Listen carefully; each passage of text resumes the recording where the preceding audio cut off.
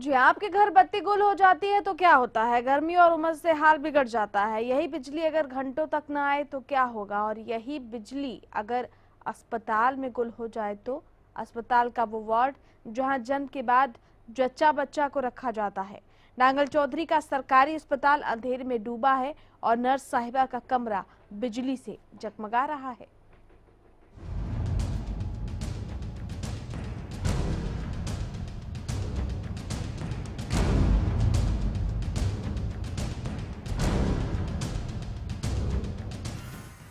यहाँ अंधेरा ही अंधेरा है, चारों तरफ सन्नाटा है। नजर जहां तक जाएगी सिर्फ अंधेरा पसरा मिलेगा। ये किसी अंधेर नगरी का नजारा नहीं, बल्कि नांगल चौधरी का सरकारी अस्पताल है, जिसे करोड़ों की लागत से बनवाया गया। लोगों को सुविधाएं देने की बात कही गई, लेकिन धरातल पर ना वो करोड़ों रुपए दिखाई दिए और ना ही कोई सुविधा। एक गरीब मजदूर की मजबूरी उसे अस्पताल ले आई, लेकिन अस्पताल में उसे सुविधाएं नहीं, सिर्फ अंधेरा मिला। प्रसूति कक्ष में बिजली गुल हुए 5 घंटे हुए। मजदूर की पत्नी 4 घंटे पहले जन्मे बच्चे के लिए इंतजार करती रही कि कब लाइट आएगी और उमस भरी गर्मी से उसे राहत मिलेगी। दिन के नाम से लाइट नहीं आ रही, दिन में तो ऐसे गर्मी कम थी, वैसे अब से हमको परेशानी आ गई। आज मेरी बीवी के नाम से लड़का हुआ है, अब क्या करें हम बगैर लाइट बने। आपने डॉक्टर को बताया? हाँ, जिम में सिस्टर को पाया था कि लाइट खराब आ रही है। तो क्या इन्वर्टर नहीं है? नहीं जी, कोई व्यवस्था नहीं, इन्वर्टर की व्यवस्था नहीं है। तो गर्मी लग रही है, तो क्या कहा? सिस्टर वगैरह नहीं है यहाँ? उन्होंने क्या कहा? खराब आ रही थी, खराब आ रही है, ऐसी आ रही है। तो इन्वर्टर वगैरह कुछ नहीं है। ये परिवार कालकोठरी में मानो सिस्टम की दी हुई सजा काट रहा हो। जब मीडिया को इस बात की भनक लगी तो अस्पताल में अफरा तफरी मची। नर्स ने दौड़कर बिजली के लिए बटन दबाया, लेकिन अस्पताल प्रशासन की लापरवाही के आगे वो भी बेबस नजर आई। डॉक्टर साहब अस्पताल से गायब मिले। फोन पर जवाब मिला कि एसएमओ या सीएमओ से बात की जाए। ना कोई जवाब देने को तैयार है, न जिम्मेदारी लेने को। ऐसे में क्या किया जाए? किससे जाकर शिकायत की जाए और किसे रोशनी की जाए और किससे रोशनी की उम्मीद की जाए? Bureau report, Haryana news. जी हाँ, लापरवाही की ये हद देखिए, जहाँ पर सिस्टम कभी कोई सबक नहीं लेता। आपको कोलकाता में याद होगा, जहाँ पर लाइट चले जाने की वजह से और एक बार ऑक्सीजन ना मिलने की वजह से सैकड़ों नवजात बच्चों की मौत हो गई थी। लेकिन आज भी हमारा सिस्टम किसी भी घटना से सबक नहीं लेता है। आप सोचकर देखिए उस जच्चा बच्चा की हालत क्या होगी जिन्हें घंटों तक बिजली नहीं मिली और कमरा जो है बिल्कुल अंधेरे में डूबा हुआ था। आखिर ये व्यवस्थाएं क्यों नहीं सुधर रही हैं? क्या क्या लूप होल्स है? चर्चा करने के लिए हमारे साथ खास मेहमान डॉक्टर पंकज वत्स, पूर्व निदेशक स्वास्थ्य सेवाएं हरियाणा। बहुत स्वागत है सर आपका। जिस तरीके से तस्वीर आपने देखी, क्या कहना चाहेंगे? कभी ये सिस्टम सुधर पाएगा? देखिए, सिस्टम को सुधारने के लिए बहुत सारी व्यवस्थाएं की गई हैं। पहले जो हॉस्पिटल्स थे, पीएससी, सीएससी, इनकी मेंटेनेंस जो हरियाणा का एक पीडब्ल्यूडी डिपार्टमेंट है, विभाग है, वो इसकी देखरेख करता था। उसमें बहुत सारी प्रॉब्लम्स आती थी, उनके एस्टिमेट्स नहीं बनते थे, बाकी नहीं बनते थे। तो उसके बाद इन्होंने क्या किया कि एक नई प्रणाली शुरू की, district health and family welfare society बना के, और उसी पैटर्न पे आपकी health and family welfare societies PSC और सीएससी लेवल्स पर बनी।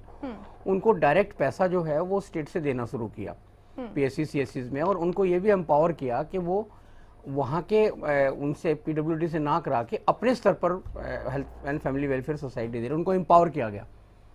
और उस health and family welfare society के अंदर जो गवर्नमेंट की फीस थी या जो टेस्ट की फीस थी, एडमिशन की फीस थी, उससे पैसा भी इकट्ठा होने लगा और ये व्यवस्था काफ़ी सुचारू रूप से चलनी शुरू हुई। इस तरह की प्रॉब्लम्स को उस लेवल पे टैकल करना शुरू हुआ। अल्टीमेटली अब बाद में इन्होंने सब कर दिया कि फ्री है, सारी चीज़ें फ्री कर दी हैं, तो district health and welfare family society भी डिफंक्ट हो गई हैं और दोबारा अब वो ना पीडब्ल्यूडी के पास सिस्टम है, ना हेल्थ एंड फैमिली वेलफेयर में अपने पास कोई पैसा है, संसाधनों की कमी हो गई। तो ये एक टिकली सी सिचुएशन है जिसके कारण ऐसा हुआ। जहाँ तक मुझे याद है नांगल चौधरी में मैं सिविल सर्जन नारनौल था तब वहाँ पे, उसमें एक सेठ ने एक अलग से बिल्डिंग बना कर दी थी स्पेशल, और जिसको हमने कन्वर्ट किया था मैटरनिटी एंड चाइल्ड हॉस्पिटल में। मतलब वहाँ पे उस एरिया में डिलीवरीज काफ़ी होती थी और विशेष तौर पर वहाँ पर नीको और सारा आपका व्यवस्था की गई थी वहाँ पर वही डॉक्टरों की कमी, संसाधनों की कमी, जिसका दुखड़ा बार बार हम भी रोते रहे हैं और चैनल्स भी दिखाते हैं, समाज भी दिखाता है, जू नहीं रेंगती है। जहाँ तक बिजली के लिए है, स्टेट की पॉलिसी है, बहुत कन्फर्म पॉलिसी है कि जितने भी PSC CSC हॉस्पिटल्स हैं उनको बिजली के स्टेशन से सीधा हॉटलाइन से जोड़ा जाए। बिल्कुल ठीक है, और उसके लिए बस का प्रोविज़न इनसफिशिएंट है या है नहीं है या क्या कारण है, वो हॉटलाइन से जुड़ा है या नहीं जुड़ा है। अगर हॉटलाइन से जुड़ा है तो फिर वहाँ पर बिजली क्यों नहीं जा रही है जो इतने बड़े क्लेम कर रहे हैं। तो ये सारे मुद्दों को देखने के लिए, निरीक्षण करने के लिए कोई व्यवस्था इन प्लेस है नहीं है। वहाँ के सिविल सर्जन्स ऐसा नहीं है, क्या कर शायद रहे तभी हैं। इस तरह की जो तस्वीरें हैं वो बन रही है। चलिए लौटेंगे आपके पास। संवाददाता शुभम शर्मा हमारे साथ फोन लाइन पर जुड़ गए हैं। शुभम, जिस तरीके के हालात आपने दिखाए हैं हमें, आप ग्राउंड जीरो पर वहां पर मौजूद थे, क्या नजारा था उस वक्त और कितनी देर तक अंधेरे में डूबा रहा ये अस्पताल, और क्या कोई फौरी तौर पर कोई भी जो कार्रवाई है या कोई हड़कंप या कोई फौरी तौर पर हरकत देखने को मिली अस्पताल प्रशासन में? प्रतिभा, देखिए बताना चाहूंगा कि जिस समय हम वहाँ थे तो इतने बुरे हालात थे कि आम आदमी जो इस गर्मी के अंदर में बाहर रास्ते में पेड़ के नीचे नहीं बैठ सकता है, और इतनी गर्मी के अंदर वो जो है जच्चा बच्चा अंदर रूम में अंधेरा कायम रहे, बिल्कुल अंधेरा आप तस्वीरों में भी देख रहे हैं। और ये हमें सूचना मिली थी कि इस तरह से जो है एक बच्चा जन्म लिया है और वहाँ जो है अंधेरा है, लाइट नहीं है हॉस्पिटल के अंदर में। हम गए, हमने प्रसूता से भी बात की, उसके परिजनों से भी बात करी, तो उन्होंने यही कहा कि 4 घंटे से लाइट नहीं है। इस बारे में हम डॉक्टरों से बात करने की कोशिश की तो वहाँ डॉक्टर कोई नहीं मिला। जो ऑन ड्यूटी स्टेट नर्स थी उनसे हमने बात करनी चाहिए तो उन्होंने कहा डॉक्टर से बात कीजिए। डॉक्टर के नंबर दिए, हमने बाकायदा डॉक्टर के पास फोन किया। डॉक्टर ने कहा मैं अथोराइज नहीं हूँ कैमरे पर बोलने के लिए, आप उच्च अधिकारी SMO या CMO से बात करें। उसके बाद हम लगभग 1 घंटा वहाँ रुके हैं कि कोई अधिकारी यहाँ आए, लेकिन लगभग रात 8:30 से 9 बजे तक हम वहाँ मौजूद थे, ना कोई अधिकारी आया और ना बिजली आ पाई। शुभम, लेकिन नर्स का जो कमरा था उसमें तो बिजली दिखाई दे रही है? जी प्रतिभा, ये बताना चाहूंगा कि जहाँ नर्स जो है ड्यूटी रूम है उनका और जो रिसेप्शन जो फर्स्ट है वहाँ पर इन्वर्टर की लाइट बाकायदा जली हुई थी। हमने ये बातें भी उनसे पूछी कि जब आपके ड्यूटी रूम में हो सकती है तो फिर जच्चा बच्चा के रूम में एक लाइट क्यों नहीं लग सकती। उन्होंने कहा कि लाइटें जो है वहाँ लगी हुई हैं, लेकिन कोई टेक्निकल फॉल्ट आ रखा है। जो टेक्निकल फॉल्ट आया है उसके बारे में भी हमने पूछा। हमने पहले भी एक खबर उठाई थी लगभग 2 महीने पहले, तब भी यही हालात थे, तो हमने कहा कि उस समय भी, तो उन्होंने कहा इस बारे में देखो हम इतना ही बता सकते हैं कि यहाँ लाइट जो है वो खराब हो रखी है, बाकी बातें जो है डॉक्टर से की। शुभम, क्या यहाँ पर बिजली की व्यवस्था ऐसी ही रहती है शुरू से ही, और कितनी देर तक आप वहाँ पर थे और कितनी देर तक वहाँ पर बिजली नहीं थी, और जच्चा और बच्चा की हालत कैसी थी उस वक्त, और क्या बाकी के जो और भी वार्ड थे उसमें भी लोगों की हालत ऐसी ही थी?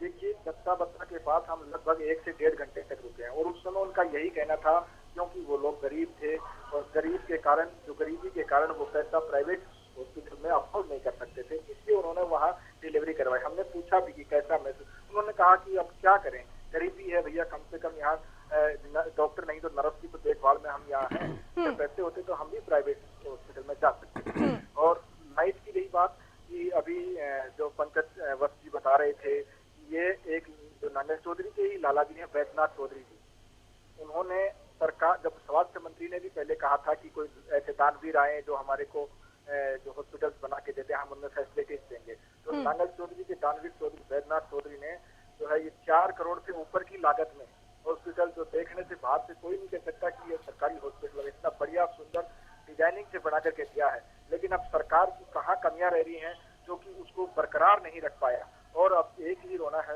कि सिर्फ लाइट की जो है टेक्निकल फॉल्ट आ रही है, पहले की जो कमियां हैं उनको लेकर के ना आज हमारी डॉक्टर से भी बात हुई है, मतलब उन्होंने कहा कि अब ये जो अलग अलग कनेक्शन है वो है, ऐसे मतलब बात गुमराह करने की है, ना कि कोई इसका सजेशन करने की है। जी चलिए शुभम, बहुत शुक्रिया आपका इस तमाम जानकारी के लिए। हमने डॉक्टर से भी बातचीत करने की कोशिश की, लेकिन डॉक्टर्स ने मीडिया के सामने बातचीत करने से इनकार कर दिया और वो पहले भी इस बात से इनकार कर चुके हैं। और जैसा कि हमने संवाददाता शुभम से भी ये सवाल पूछा कि नर्स के कमरे में बिजली कैसे जगमगा रही थी, तो उन्होंने बताया कि नर्स के कमरे में इन्वर्टर का कनेक्शन है, लेकिन बाकी के अस्पताल में फॉल्ट आ गई है। सवाल ये है कि जब नर्स का कमरा जगमगा सकता है तो बाकी के कमरों में फॉल्ट अगर आई तो क्यों उसकी जांच परख नहीं की गई। डॉक्टर पंकज वत्स हमारे साथ बने हुए। डॉक्टर पंकज, क्या कहना चाहेंगे जिस तरीके से हमारे संवाददाता ने तमाम जानकारी दी? देखिए शुभम ठीक कह रहे हैं उन्होंने। जब मैंने जैसे कहा था कि एक दानवीर ने वहाँ पे व्यवस्था करके दिया था, मेरे ही टाइम में उसका इनॉग्रेशन हुआ था और वो बिल्डिंग बहुत बढ़िया बनाई है।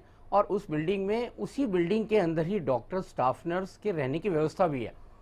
उस ऐसी दूर के स्थान पर भी वहां पे लिफ्ट की फैसिलिटी है। और जहां तक मुझे याद है कि वहां पे बड़ा सारा जनरेटर भी लगा हुआ था। तो अब मुझे नहीं मालूम कि वो जनरेटर क्यों नहीं चला, क्या प्रॉब्लम्स आ गई हैं। और जहां तक इन्वर्टर्स की बात है तो उसमें स्पेशल प्लान, स्पेशल स्कीम्स हैं, स्पेशल फंड अवेलेबल है, स्पेशल उनको ऑथराइज किया हुआ है कि वो जच्चा बच्चा के कमरे में अलग से इन्वर्टर लगाए।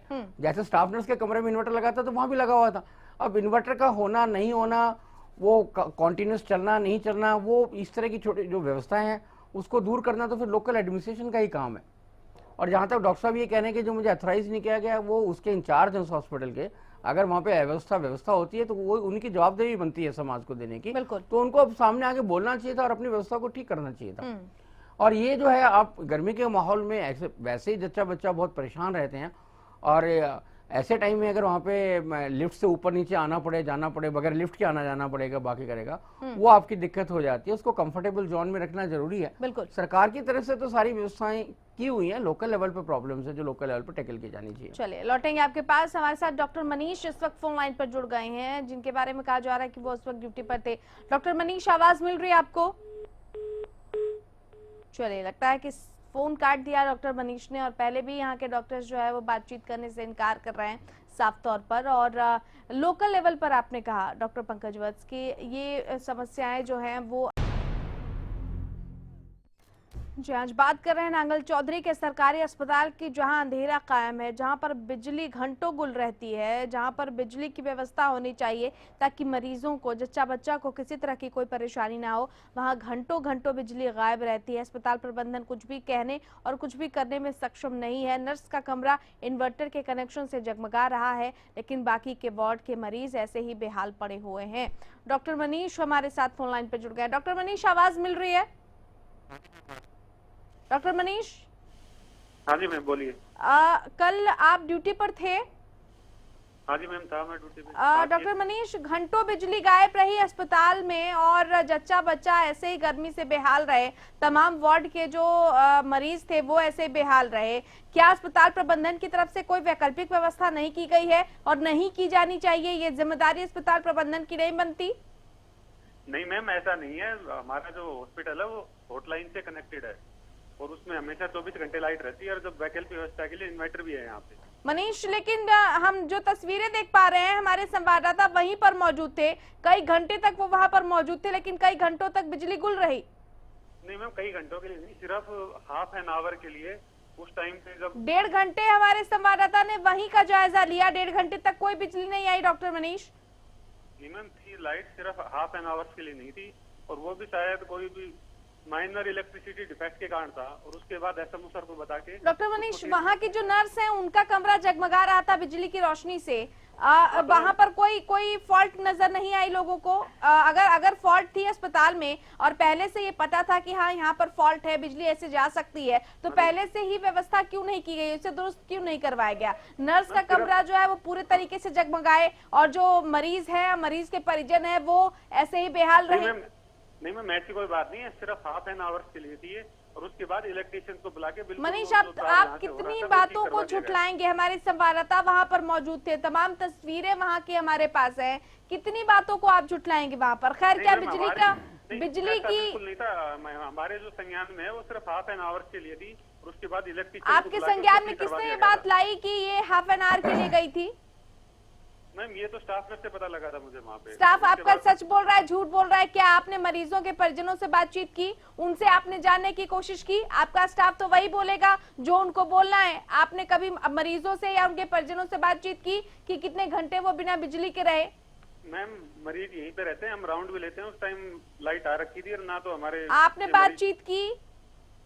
मरीज ने कोई शिकायत करेगा तभी तो मैम, हमारे पास लाइट थी, उसके बाद क्या बातचीत करना, तो मरीज ने हमें बताया कि लाइट मरीजों ने ये साफ तौर पर कहा है, मरीज का बयान भी है, मरीज के परिजन का बयान है कि अस्पताल प्रबंधन से भी बातचीत की गई, लेकिन किसी ने कोई जवाब नहीं दिया। आपके अस्पताल के जो उच्च अधिकारी हैं उन्होंने कहा कि वो ऑथराइज नहीं है, सीएमओ साहब से बात कीजिए। इस तरह के बयान सामने आए, कितना झूठ बोलेंगे डॉक्टर मनीष?